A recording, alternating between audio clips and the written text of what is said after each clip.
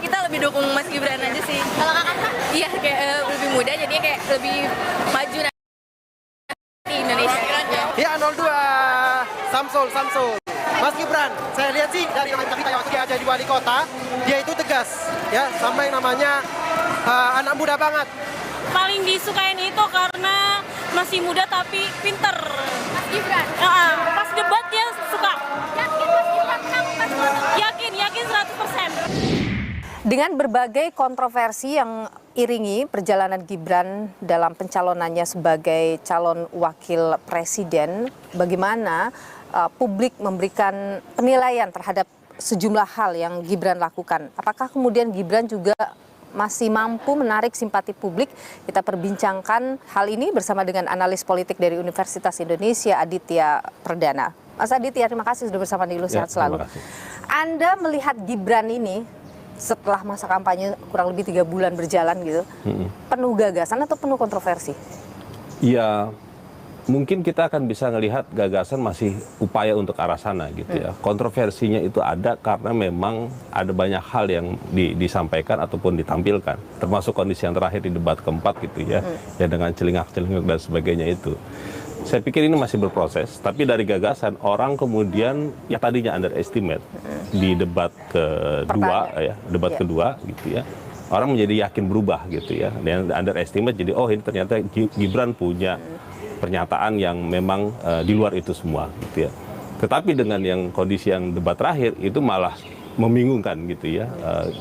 Apakah gagasannya itu secara itu murni berasal dari isi kepalanya gitu ya.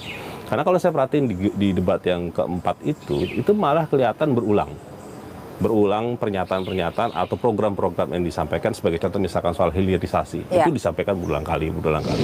Lanjutkan hilirisasi, tapi wajib menjaga lingkungan. Tingkatkan produktivitas pertanian dan sektor maritim, tapi wajib menjaga keseimbangan alam. Padahal itu yang kita inginkan adalah elaborasi dan juga langkah konkret dalam bentuk kebijakan, bukan kemudian tanya jawab dalam bentuk pertanyaan definisi, terus kemudian istilah dan segala macam. Jadi belum kelihatan ya gagasan seorang Gibran sebenarnya?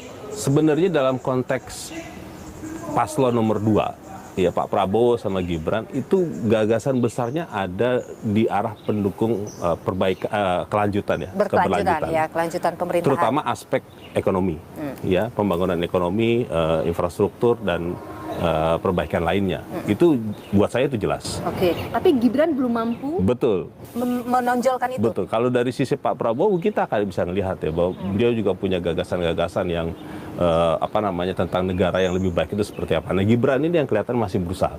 Apa yang kemudian Gibran lakukan ketika ketemu masyarakat, ketika dia kemudian berbincang dengan masyarakat dalam masa-masa kampanye yang dilakoni oleh Gibran, Anda melihat Gibran ini sudah mampu tidak sih mempertontonkan jati dirinya? Jadi orang jadi melihat, oh iya Gibran memang tidak lagi memandang anaknya Pak Jokowi. Satu hal memang yang kita lihat adalah sosok Pak Jokowi itu tidak bisa lepas dari Gibran. Ya. Itu clear.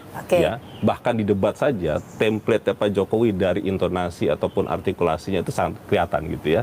Dalam konteks itu saya melihat Gibran sebagai representasinya anak muda itu yang kelihatan mau ditonjolkan.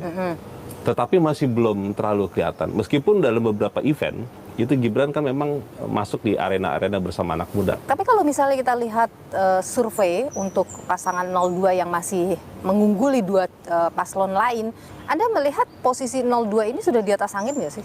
Iya, menurut saya demikian. Meskipun itu masih berat ya. Satu putaran tidak mungkin? Saya menduga tidak satu putaran ya dalam kondisi hari ini ya. Karena banyak survei hari ini akan bilang bahwa masih kisaran Pak Prabowo itu 45 atau 40%. Jadi itu sulit untuk bisa satu putaran.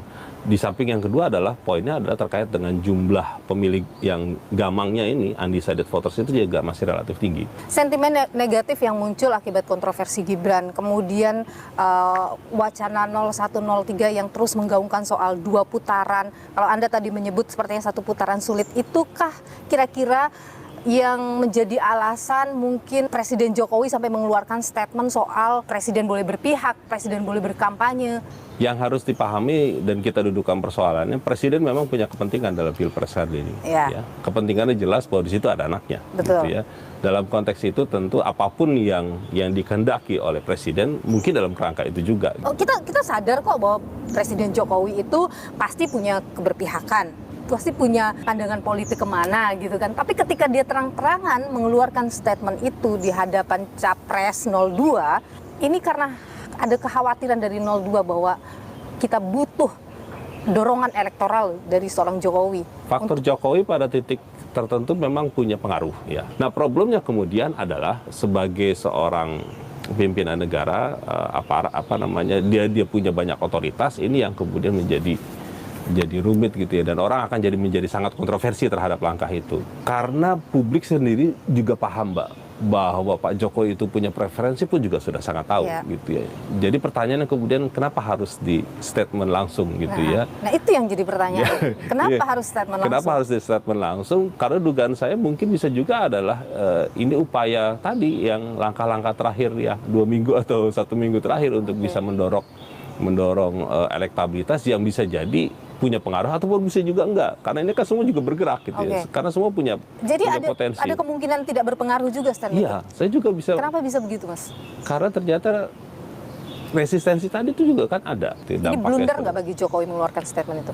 Bisa jadi demikian karena setelah itu banyak pernyataan-pernyataan dari istana ataupun juga para pendukung di lingkaran Pak Jokowi yang langsung meluruskan situasi itu ya. Menurut saya itu adalah situasi yang seharusnya menurut saya Pak Jokowi lebih baik diam saja gitu ya, untuk tidak menyatakan apapun gitu terhadap kontestasi gitu ya. Terima kasih Mas Aditya Perdana sudah berbagi pandangan di Niluh, analis politik dari Universitas Indonesia. Terima kasih Mas. Terima kasih Mbak. Pernyataan Presiden Jokowi soal presiden boleh berkampanye dan memihak menuai kontroversi. Banyak pihak menilai pernyataan ini tak elok dan melukai netralitas yang kerap digaungkan. Apa dampaknya? Berikut ulasannya untuk Anda.